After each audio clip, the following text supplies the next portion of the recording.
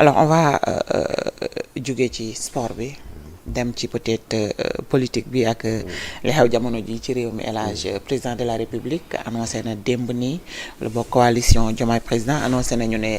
président dafay teg parti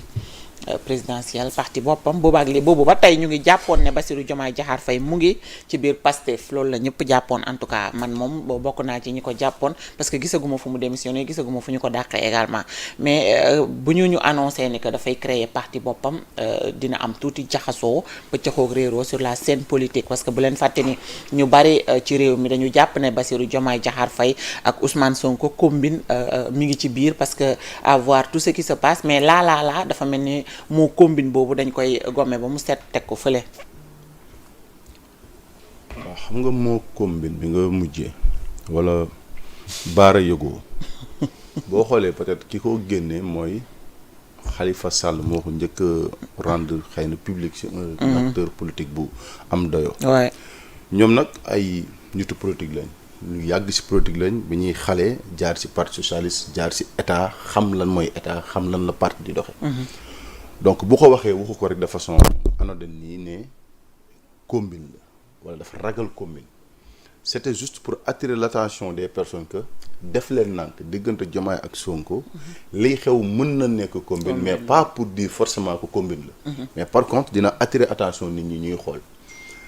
mais je pense que depuis lors li fiy jot di xew mënuma jàpp man ci kuy analyser di saytu ne Sonko ak Diomaye dañuy combine mënuma ko jàpp parce que combine ba mu jural leen lii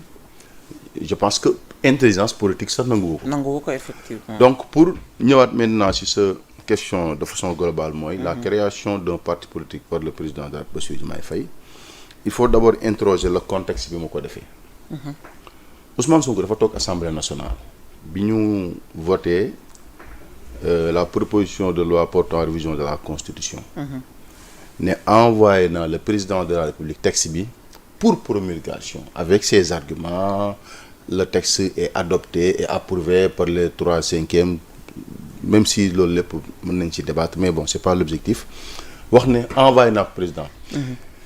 et loolu dañ ciy dégg itam beneen wax mooy Ousmane Sonko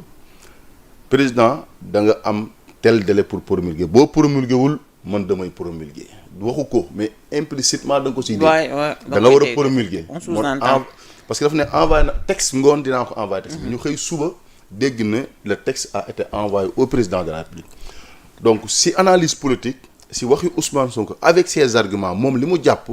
mooy texte bi bu ko président promulgué wut dañ ko moom dana ko promulguer en tant que président de l'Assemblée nationale comme ni ko constitution may foofu itam am na beneen débat comment un président de l'Assemblée nationale quelles sont les modalités bu président de l'Assemblée nationale war a promulguer parce que promulgation décret moo koy def mais bu ñu promulguer loi bi nañu supposer nañu yem si envoyé naa président dafay promulguer alors président bu promulguer loi bi li ñu siy dégg mooy le président de la République ne peut plus être chef de parti ni chef d'une coalition loolu dafa bokk ci réforme constitutionnelle yi le président quelques jours après annonce publiquement bon devant des maires xam ne dana génn que dafay créer parti politique xam nga loolu feuse analyse bu gàtt lan la Ousmane Sonko sa loi boobu duma ko promulguer effectivement c'est-à-dire loolu moo gën a parce que Diomaye boo xoolee politique ak Ousmane Sonko bu Ousmane Sonko waxee Diomaye du wax day poser acte le 8 Ousmane Sonko daal taxaw déclarer suñu coalition Mimi Touré kenn du ko fi jiite Aïda Mbodj koy jiite suñu coalition bi dañuy changer tour bi nangam quelques jours Diomaye prend une décision dàq Aïda Mbodj fal Mimi Touré continue di doxal bu nekk une réponse politique pour dire à Ousmane Sonko li nga wax duma ko def aujourd'hui la réponse la plus simple bi Diomaye posé nga xam ne waxut ak Sonko ba léegi mais Ousmane Sonko Diomaye nee na ko du ma promulguer su loi mieux wax na ko de Diomaye sa yemut foofu si wax de sa loi bi sa du dem référendum man laa si gën a dégg loolu la si ñëpp dégg du ma ko yóbbu référendum parce que en réalité ñun ñëpp ñu ngi lire la constitution ñu ngi interpréter ñu ngi essayer de comprendre mais boo toogee ñi xam les pouvoirs du président de la République boo toogee ñi pratiquer état boo xoolee ñi fekke histoire xam les raisons pour lesquelles cette constitution là nii la ñu ko bindee di nga xam ne ndekete le président de la République au Sénégal tëgg nañ suñu constitution noo xam ne benn institution ci Sénégal wala benn nit mënu koo tee doxal. D'ailleurs man en invitant Babacar Gueye muy wax sax ci laa xam ne ndekete révision constitutionnelle député yi dañ leen a wax mën ngeen a initier rek c'est-à-dire mën ngeen a xalaat proposer. président bu ko neexu révision boobu sax du jàll. waxuma la parce que man dégg-dégg bi ma ci amoon mooy. une fois que la loi adoptée le président a l'obligation de soumettre ce texte au référendum. mais ndekete boo liiraatee xoolaat loolu du obligation. dañ ne la rek l'adoption est définitive après avoir été approuvée par référendum. donc te référendum puisque le président de la République moo am pouvoir. moom rek moo ko mën a yóbbu ko si moo ko pouvoir def décret pour mu am convoquer le corps électoral. pour ñu mën a dem référendum. donc et le président de la République amul lenn lu ko tënk ne ko da ngay convoquer waxuma sax naan ay délai. délai amul ci amul lu ko tënk. ne ko cas bii bu amee dans ce pays. da nga war a tu dois obligatoirement convoquer un référendum. Et aujourd'hui si le président de la République refuse de convoquer un référendum lan lañ ko mënal. donc le président en annonçant que dafay créer parti politique jàpp naa man ñaari réponse yooyu mooy Ousmane Sonko promulgué ma loi bi nga ma envoyé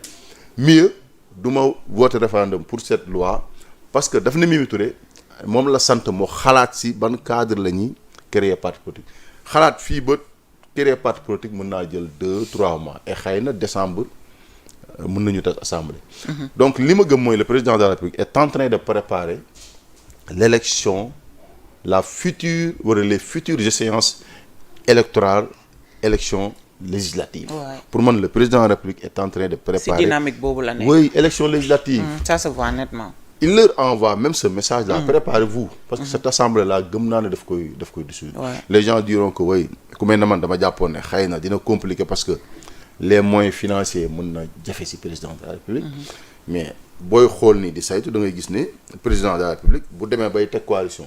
recevoir 300 maires waxtaan ak ñoom ne leen créer leen parti politique. non am na le président lu muy waajal. te li muy waajal ñaari rek la mën a doon élection législative ak élection locale. moo tax bokk naa si ñu gëm ne élection locale ak élection législative peut-être président daf koy couplé peut-être gën naa gëm loolu parce que organiser fi référendum organiser fi peut-être après dissoudre assemblée nationale organiser élection locale les élections territoriales ñetti élections yooyu pour man président dina ko éviter ba au moins ñu am benn élection et mooy couplé législative ak local ak local et donc le président Diomaye Faye Pastef a posé un acte politique lui il pose un acte politique Abbas Fall apparemment hier face à avant-hier Fat Abdou Ndiaye il dit que Diomaye parce que bokkutul Pastef moo war a am courage yu démissionner mais Diomaye démissionné wul mais actuellement les actes qu'il pose mooy soxlaatuma Pastef mooy bokkatuma sax Pastef parce que su demee bay laaj ñu organiser ñu créer parti loolu bu ko annoncé rek mooy man yéena ma boole Pastef man bokkatuma Pastef donc et je pense aussi peut-être Pastef aussi prendra les mesures pour parce que le président a fait une déclaration damay créer parti politique mooy bokkatuma seen parti et bu boobaa soit moom moo génne boppam de facto wala Pastef def non Pastef buñ ko génnee woon man je crois que dinañ ko rendre public. non génnee guñ ko dama ne soit Diomaye acte bii mu posé dafay auto-exclure Pastef. waaw c'est ça man loolu laa gëm ko wala soit Pastef ñoom seen bopp ñu daje. ne Diomaye génn nañ ko si parti Pastef. maintenant nag loolu dafa mel ni ba léegi Pastef loolu gënalu ko parce que bu ñu fàttali ne Ousmane Sonko keroog wax na ne mu ngi yaakaar ba léegi. que Diomaye dellusi sur tout ce qui a fait de son âme politique donc Ousmane Sonko publiquement écarté wul que moom Diomaye ils peuvent se retrouver malgré les divergences. mais cette voie-là empruntée par Diomaye montre clairement que moom nekkul ci disposition dellu ci Pastef nekkul ci disposition waxtaan ak Ousmane Sonko nekkul ci disposition promulguer la loi nekkul ci disposition yóbbu référendum la loi. mi ngi plutôt ci disposition préparer ay échéances électorales yii di ñëw. xaayaan ku dégg séeréer nag alors Paldi est-ce que tamit mënuñu jàpp ne